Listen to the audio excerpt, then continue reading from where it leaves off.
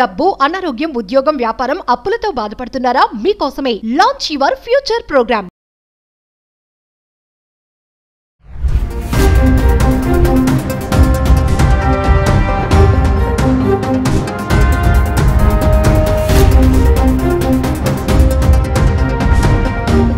నమస్తే, welcome back to Suman TV. ప్రస్తుతం మనతో పాటు ఉన్నారు academician and business consultant Krishna Prasad గారు. సార్తో మాట్లాడదాం.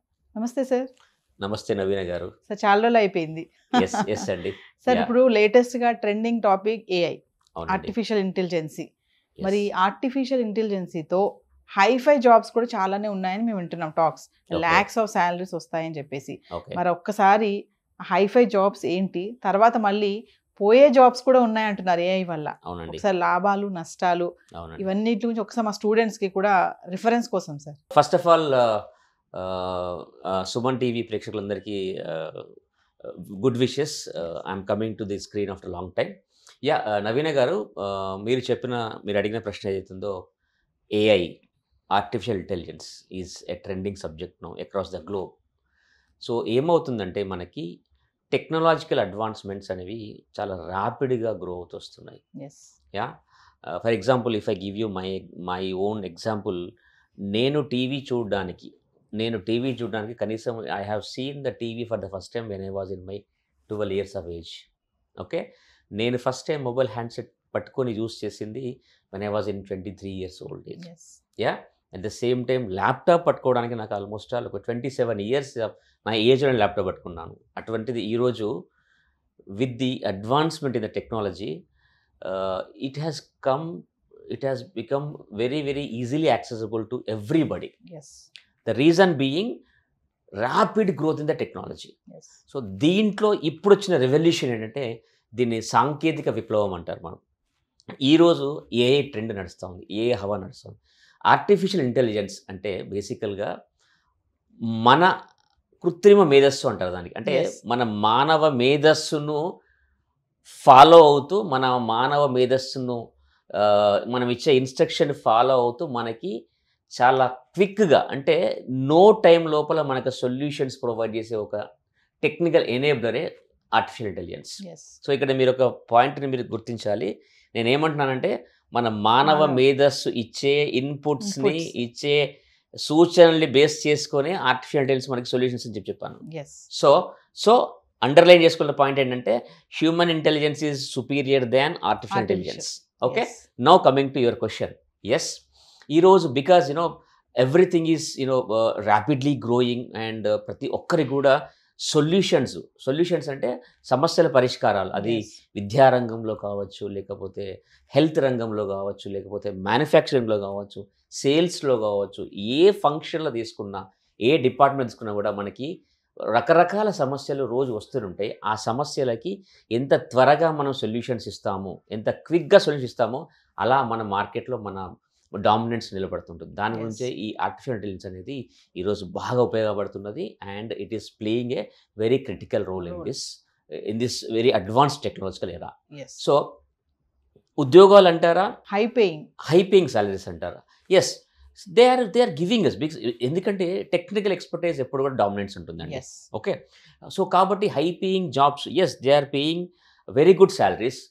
మనకి తీసుకుంటే కనుక ఏఐ స్పెషలైజ్డ్ కోర్సెస్ కనుక మనం చేసి జాబ్స్ తీసుకుంటే కనుక, we have many related jobs. For example, machine tools అంటే బేసికల్గా మీరు రీసెంట్గా చూసుకుంటే కనుక మన ఇండియన్ గవర్నమెంట్ కూడా ఏం చేస్తుందంటే, సెమీ కండక్టర్స్ కానివ్వండి, లేకపోతే టెక్నాలజికల్ ప్రోడక్ట్స్, వాటి మ్యానుఫ్యాక్చరింగ్ మీద ఫోకస్ చేయండి అని చెప్పేసి కంపెనీస్కి సెంట్రల్ గవర్నమెంట్ వాళ్ళు ఇన్స్ట్రక్షన్స్ ఇస్తున్నారు. సో దాని కొరకు వాళ్ళు, సెంట్రల్ గవర్నమెంట్ వాళ్ళు, ఇవి ఎవరైతే ఈ ఇండస్ట్రీ ఉన్నారో వాళ్ళందరికీ కావాల్సిన మంచి బెనిఫిట్స్, ఇన్సెంటివ్స్ కూడా గవర్నమెంట్ డిక్లేర్ చేసింది. అంటే ఆ రంగంలో, అంటే సెమీ కండక్టర్స్ అంటే టెక్నికల్ ప్రోడక్ట్స్, చిప్స్, మొబైల్ హ్యాండ్సెట్స్లో వాడతారు, మనకి మ్యానుఫ్యాక్చరింగ్ కార్స్లో, ఆటోమొబైల్ ఇండస్ట్రీలో వాడతారు. At the same time medical equipment ఉంటుంది, మెడికల్ ఎక్విప్మెంట్లో కూడా వాడుతుంటారు. ఇటువంటి ఈ ప్రోడక్ట్స్, ఇటువంటి టెక్నికల్ ప్రోడక్ట్స్లో ఈ ఆర్టిఫిషియల్ ఇంటెలిజెన్స్ అండ్ నాలెడ్జ్ అనేది చాలా ఉపయోగపడుతుంది. అంటే ఏ రకంగా సొల్యూషన్స్ ఇస్తామని చెప్పేసి, దట్ ఈస్ వన్. అటువంటి దాంట్లో ఎవరైతే ఇంజనీరింగ్లో, బీటెక్లో వాళ్ళు AI artificial intelligence and machine tools అని ఈ కాంబినేషన్లో కోర్స్ చేసే వాళ్ళకి ఇటువంటి మ్యానుఫ్యాక్చరింగ్ ఇండస్ట్రీ లోపల మంచి మంచి జాబ్స్ ఉన్నాయి. Yes and yes as you said they are paying very high salaries also. That is one. Number 2, ఇంకా మనకి ఈరోజు మనం బ్రతుకుతున్న ప్రపంచం అంతా కూడా డేటా ప్రపంచం. ఎస్ అంటే ఒకప్పుడు ఒక కంపెనీ నెట్వర్త్ ఎంత ఉందంటే మనకు 100 crores 1000 crores అని చెప్పేసి మనం వాల్యూలు చెప్పేవాళ్ళం. కానీ ఈరోజు ఒక కంపెనీ నెట్వర్త్ లోపల వాళ్ళకున్న కస్టమర్ బేస్ కూడా ఒక అసెట్ కింద మారిపోయింది. అంటే ఆ డేటా అనేది ఒక మనకు డేటా బ్యాంక్ అంటారు చూసారా, ఇటువంటి డేటా బ్యాంక్ని బేస్ చేసుకొని ఆర్టిఫిషియల్ ఇంటెలిజెన్స్ ద్వారా మనం కస్టమర్ బిహేవియరల్ ప్యాటర్న్స్ కనుక్కోవచ్చు మనం. అంటే వాళ్ళు ఏ ఏజ్ గ్రూప్ వాళ్ళు ఎటువంటి ప్రోడక్ట్ కొంటున్నారు, ఎటువంటి లిటరసీ రేట్ ఉన్న వాళ్ళు ఎటువంటి ప్రోడక్ట్స్ ఉంటున్నారు, ఎటువంటి ఎకనామిక్ గ్రూప్ వాళ్ళు ఎటువంటి కొంటున్నారు, వాళ్ళు క్రెడిట్ కార్డుతో పర్చేజ్ చేస్తున్నారా, క్యాష్తో పర్చేజ్ చేస్తున్నారా, పండగలకు వచ్చి కొంటున్నారా, ఏ సీజన్లో కొంటున్నారా, అంటే ఈ కంప్లీట్ బయింగ్ ప్యాటర్న్స్ని మనము ఎనలైజ్ చేయొచ్చు using the AI tools. Yes so కాబట్టి కంపెనీస్ లైక్ అమెజాన్ లాంటి కంపెనీస్కి, ఫ్లిప్కార్ట్ లాంటి కంపెనీస్కి, లేకపోతే పెద్ద పెద్ద ఆఫ్లైన్ రిటైల్ కంపెనీస్ ఉన్నాయి, మ్యానుఫ్యాక్చరింగ్ లోపల కూడా ఎటువంటి ప్రోడక్ట్స్ వాడుతున్నారని చెప్పేసి వీళ్ళు ఈ ఏఐ టూల్స్ యూస్ చేసి డేటాను మొత్తం అనలైజ్ చేసి ఆ ప్రకారంగా వాళ్ళు మ్యానుఫ్యాక్చర్ చేసుకుంటూ ఉంటారు. ఆ ప్రకారంగా స్టాక్స్ వాళ్ళు ప్రొక్యూర్ చేసుకుని అమ్ముతూ ఉంటారు. అంటే coming to the AI again, data base use చేసుకొని డేటా టూల్స్ యూస్ చేసుకొని అనలైజ్ చేసేసి ఆ ప్రకారంగా వాళ్ళు బిజినెస్ పెంచుకుంటూ పోతున్నారు. ఇది కాకుండా ఇంకా చెప్పాలంటే మెషిన్ టూల్స్, డేటా సైన్సెస్ కాకుండా ఏఐ టూల్స్ వాడాలంటే కనుక ఇవాళ ఏమైందంటే end of the day people management is a tough task. కాబట్టి చాలా మల్టీనేషనల్ కంపెనీస్ ఏం చేస్తున్నారంటే వాళ్ళ మ్యానుఫ్యాక్చరింగ్ ఫ్యాక్టరీస్ లోపల హ్యూమన్ పవర్ని రోబోటిక్స్తో రిప్లేస్ చేస్తున్నారు. Because it is not just to cut the cost but also to increase the efficiency in the productions. ఇటువంటి వాటి వరకు రోబోటిక్స్ చాలా వరకు కొన్ని కంపెనీస్ ఉన్నాయి, కొన్ని మొబైల్ హ్యాండ్సెట్ కంపెనీస్ ఉన్నాయి, కొన్ని మ్యానుఫ్యాక్చరింగ్ ఆటోమొబైల్ మ్యానుఫ్యాక్చరింగ్ కంపెనీస్ ఉన్నాయి. వాళ్ళైతే 100% రోబోటిక్స్తో యూనిట్స్ నడిపిస్తున్నారు. అటువంటి దాంట్లో కూడా మళ్ళీ ఈ ఏఐ టెక్నాలజీ, ఈ అల్గారిథమ్స్ రాయడము, ఇవన్నీ కనుక్కోవడానికి ఇది చాలా మంచి ఉపయోగం ఉంటుంది. Yes, they are paying huge salaries. This is a wide scope ఉన్న sector as of now. Employment opportunities చాలా ఎక్కువ ఉన్నాయి. కానీ what I want to mention is end of the day whether it is AI based జాబ్సా లేకుంటే వేరే jobs అన్నా కూడా it is up to the skill levels of the individual employee. Sir మరి ఓకే, హైపై చెప్పారు. మరి ఏఐ వల్ల కట్ ఆఫ్ అయిపోయే జాబ్స్ ఏమున్నాయి? ఇప్పటికే చూస్తున్నాం ఐటీ సెక్టర్ అంతా పడిపోతుంది, సాఫ్ట్వేర్ జాబ్స్ లేవు ముందు అని చెప్పి అంటున్నారు. మరి ఇమీడియట్లీగా హోల్డ్ అయిపోయే జాబ్స్ ఏమున్నాయి? ఈ పాయింట్లో నేను కాస్త ఏకీభవించానండి. I don't agree with AI is coming and replacing employment అంటే కనుక I really don't agree with the statement, because I will tell you, forget about an employee losing the job. I may not take the company names, కానీ నా last 25 years of experience లోపల నేను చాలా reputed companies మూతపడ్డది చూశాను, close అయిన companies చూశాను. అంటే end of the day what is important here is whether a company is closing or an employee is losing the job. It is not because of the industry or something else. It is about the company's efficiency, capability to sustain, and it is the employees' efficiency, capabilities to be in the job. Yes. Okay.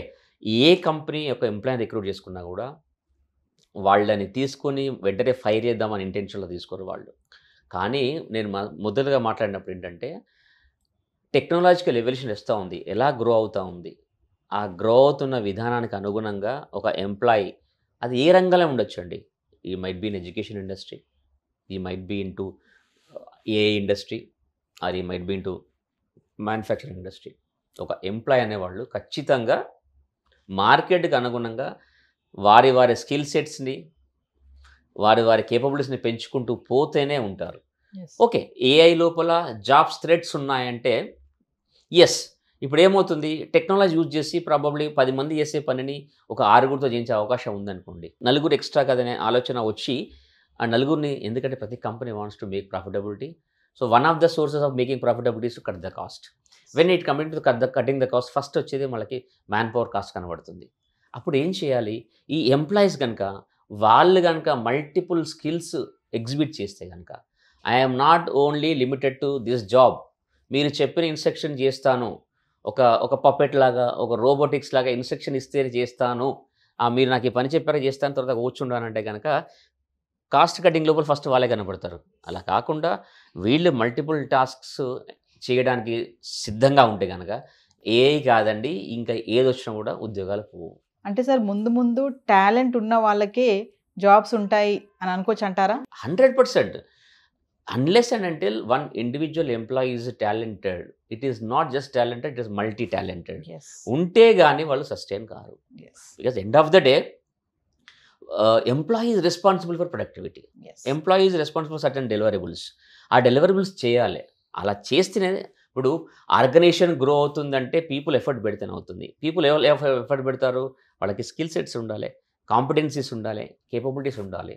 So compulsory again it depends upon the individual employees capabilities అండి. Thank you sir. Thank you so much.